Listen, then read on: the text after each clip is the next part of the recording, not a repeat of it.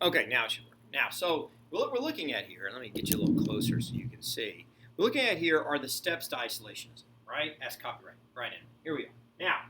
Now, there's a science word that I want to use here, and that science word is homeostasis. And it makes me sound really smart when I say it. But homeostasis simply means, it refers to a species, and it simply says that when a species ceases to evolve and ceases to change, then that is the first step, the first stage of that species becoming extinct, right? The inability to change and the ability to adapt leads to extinction. Now, you can apply that phrase to civilizations as well. China had been the greatest civilization in the world for a very long time throughout history. But at this point, during the Ming Dynasty and the Qing Dynasty, the Chinese feel that they have achieved the cultural greatness that cannot be improved upon, and therefore they cease to change. They stop changing, and they remain the same. Homeostasis, maybe civilized homeostasis, right?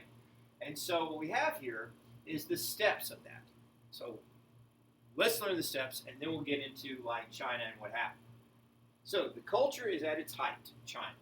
The belief is that they are the greatest culture in the world, and in truth, they are. I mean, China,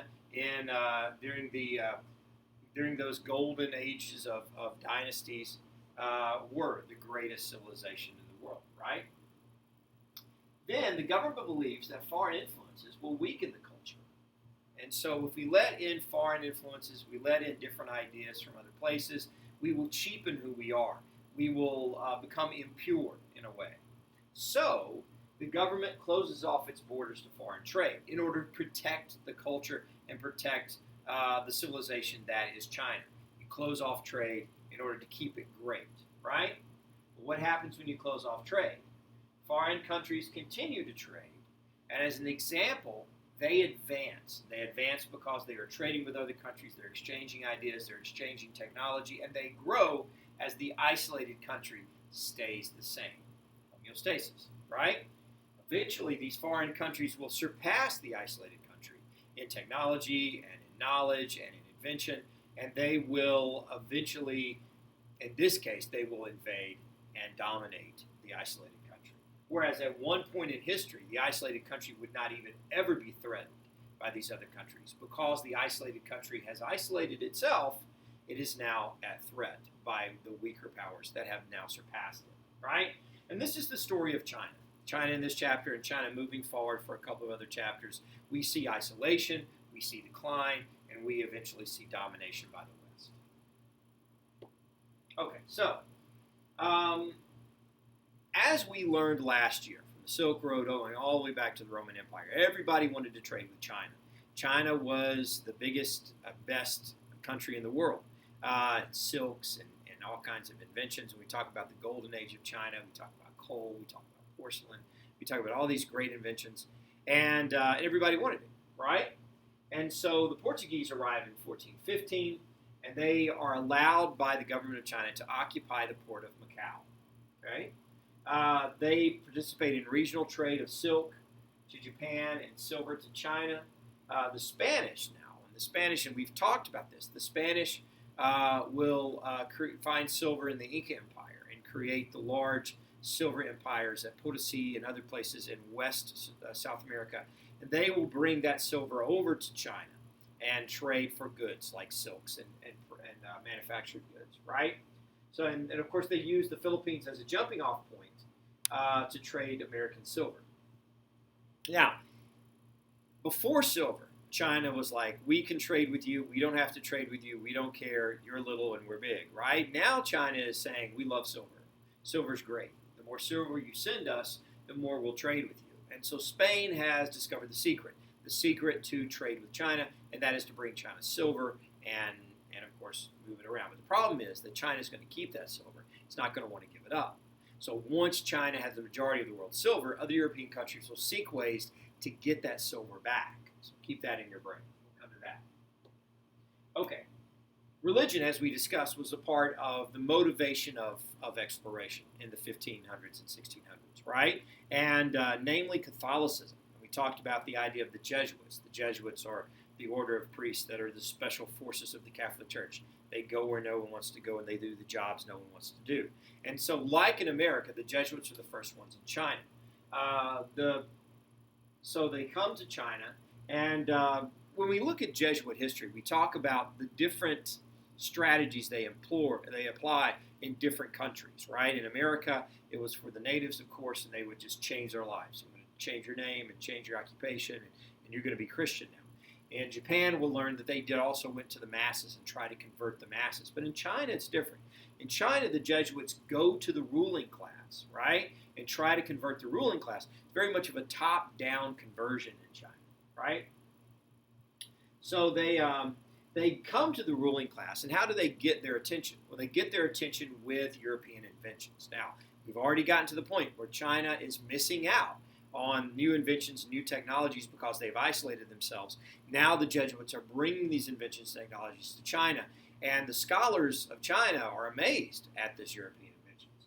Inventions like clocks, like prisms, new ideas on astronomy, and China used to be the center of astronomy, but now the West has passed them by. Musical instruments and art, all that was sought after by the scholar gentry of China. And it was a way for the Jesuits to get their foot in the door. It was a way for the Jesuits to start that conversation, right? So the Chinese leaders thought their culture was superior, but they were fascinated by these new inventions. And that's what really got the Jesuits to get their attention. So here we have a picture of Jesuits in China. All of them have, at the top row is Jesuits with different technologies that they brought. This guy has a scale, right? This one has geographical tools. This one has like a star chart, an early star chart. And here we have the Chinese husband and wife scholar gentry, and they have Christian symbols along with Chinese symbols showing the conversion of the Chinese to Christianity. So it was easy. Why was it so easy for the Chinese just to convert to Christianity? They saw a clock, and all of a sudden they believe in Jesus? Well, it wasn't like that. Not so much. So here's what happens.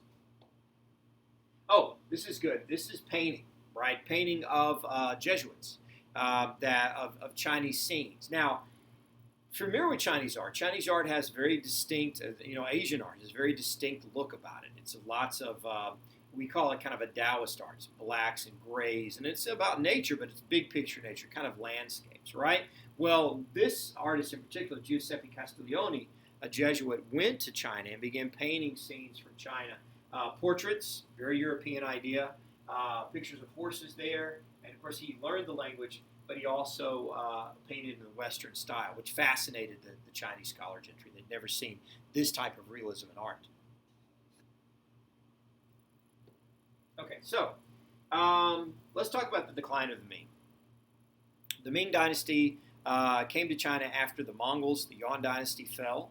At first, the Ming dynasty was very interested in trade and exploration. The voyages of Zheng He under the Ming dynasty are an example of that. We talked about that yesterday.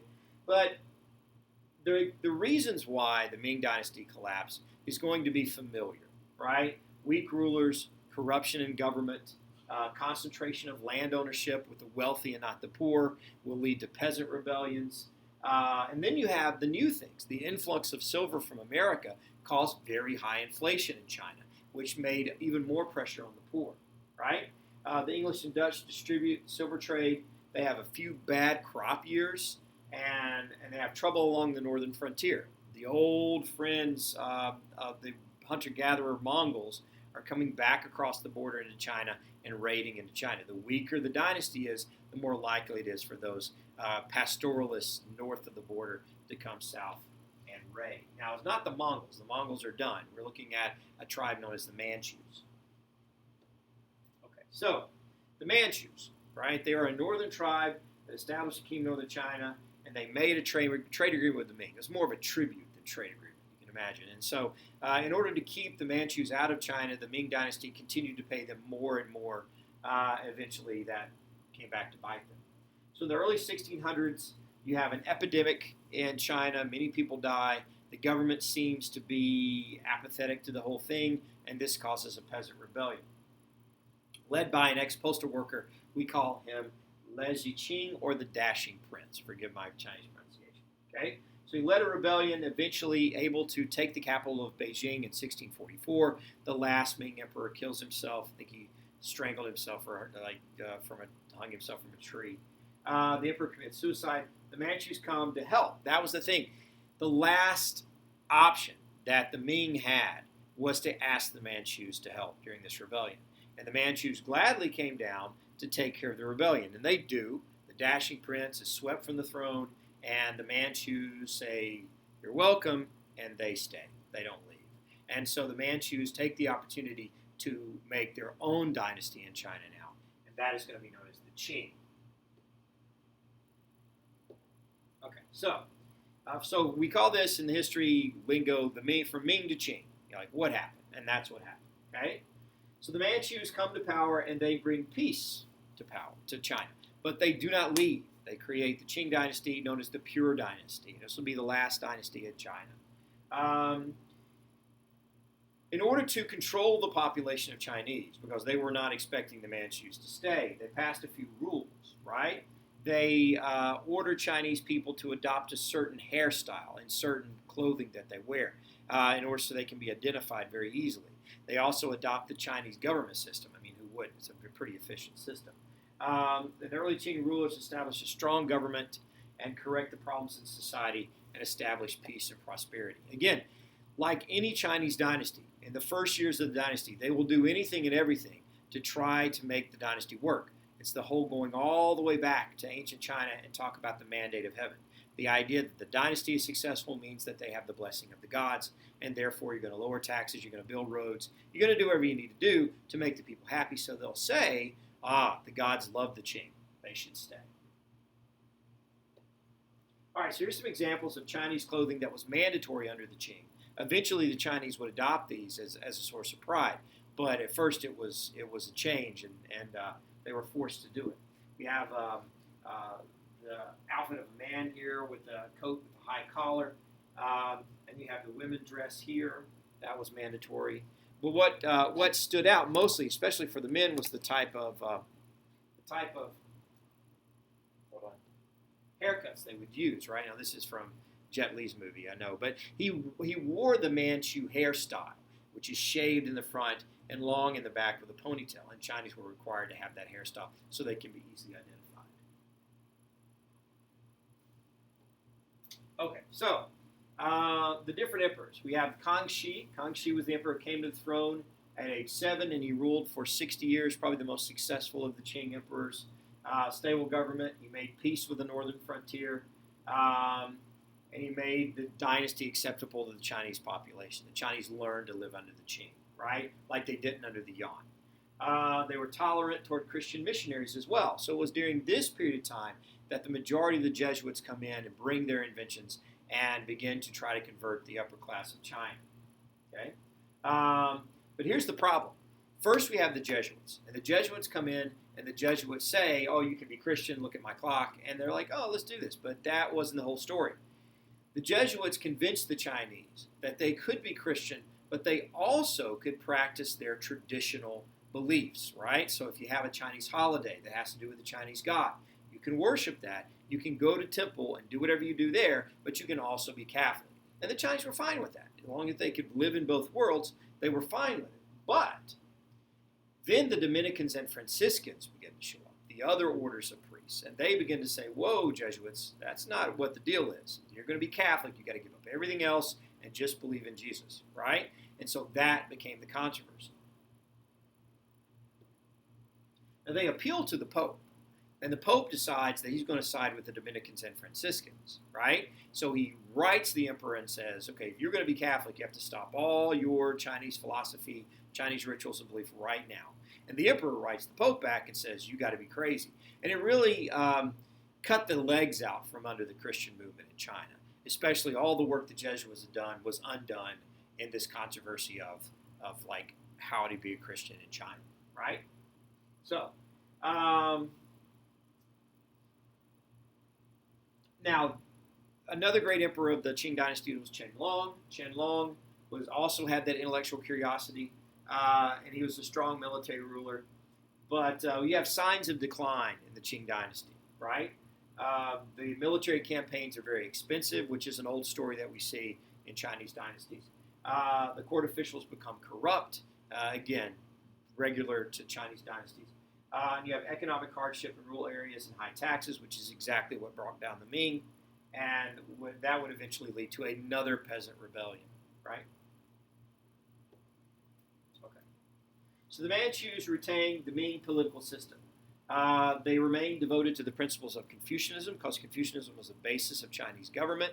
They also divide the land into banners, which are kind of a military regions that were divided up among the officer class. Of course, they couldn't just leave the Chinese in charge, so they had to put the Manchus in charge. So they divided up among their officers, and they had a diarchy. A diarchy is simply the type of government that allows Chinese and Manchus both to participate. Now, if you go back to the Yuan dynasty, right? The Yuan dynasty under the Mongols refused to let the Chinese participate in any form of government, and therefore the scholar gentry that was unemployed now became very apathetic toward the government. The Qing dynasty, they don't make that same mistake. They allow the Chinese local power and certain powers, which keeps them involved in government and keeps them loyal to the dynasty, and the Manchus have the big jobs. And that's the diarchy. Okay, now, we start to see more and more Western influence in China. We have the Russian fur trade. And remember, we talk about the age of exploration. We talk about the Portuguese coming to India and Columbus coming to America. But don't forget, one of the most important parts of the age of exploration is Russia and Siberia.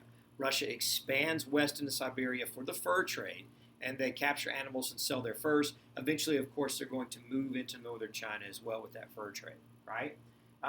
The East India Company is a British company. It's going to show up in China.